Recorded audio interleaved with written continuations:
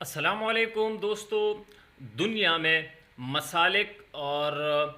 مکاتب فکر تو بہت زیادہ بریلوی، اہل حدیث اور اس کے علاوہ پنچپیری اور بہت سارے جماعت اسلامی وغیرہ بہت سارے مسالک ہے، مکاتب فکر ہے، لیکن علماء دیوبند جو مکتبہ فکر ہے اور اہل سنت والجماعت کی ترجمان جماعت ہے، علماء دیوبند کا نام پوری دنیا میں گونج اٹھتا ہے اور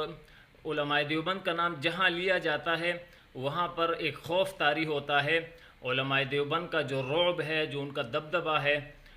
تو مفتی صاحب سے ایک بندہ کہنے لگا کہ آپ لوگ دیوبندی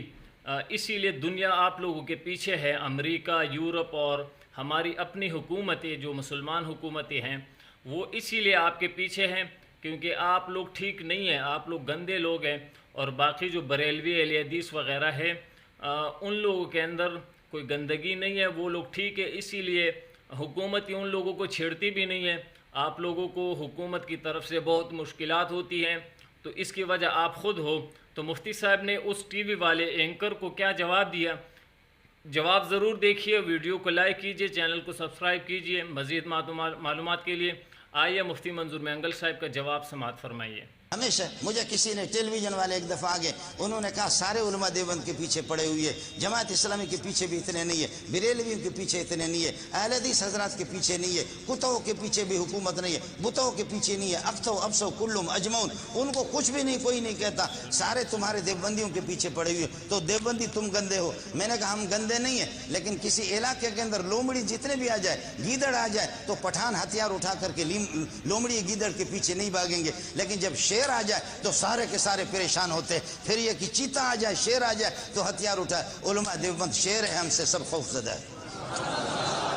علماء شیر ہے، علماء دیوبند یہ ہے کہ وہ شیر ہے، اس وجہ سے اللہ کا بھلا۔ پھر کہنے لگے، یہ مولوی عبدالباقی کو بھی پتہ ہے، ٹیلی ویژن والے مجھ سے کہنے لگے آپ بڑے بڑے منصبوں میں اپنے مولویوں کو کیوں نہیں؟ میں نے کہا کون سا منصب؟ کہتے ہیں فلانے آرمی میں، فلانے فوج میں، فلانے فوج میں، فلانے فوج میں، فلانے ادارے میں، کیوں نہیں بھیجتے؟ میں نے کہا ہم بھیجتے ہیں، لیکن سب سے زیادہ قابل طالب علم ہمارا ہوتا ہے، ہم کہتے ہیں تدریس کرو، درس قرآن دے دو، خلق خدا کی رہنمائی کرو۔ درمیان والے جو